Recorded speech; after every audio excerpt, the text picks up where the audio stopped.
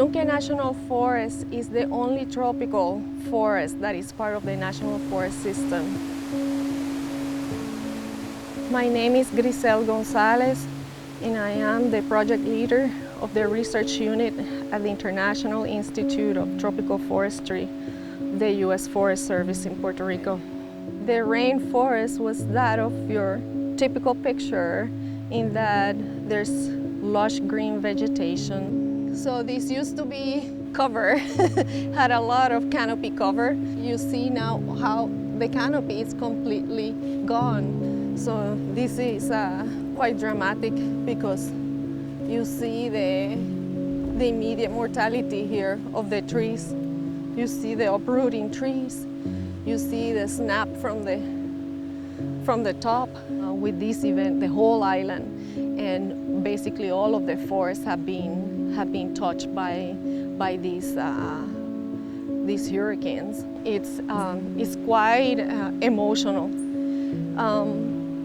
and also it's emotional because I know what's ahead of us in terms of all the work that we need to do, because we need to take advantage, try to learn as much as we can from what happened here, how this affects the recovery of the tropical rainforest and what's going to happen into the future.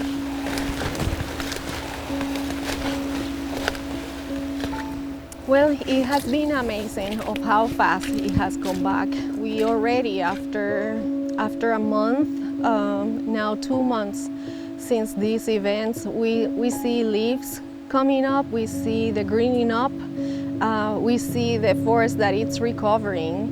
So I think the story for this forest is one of resilience and resistance and adaptation to these conditions.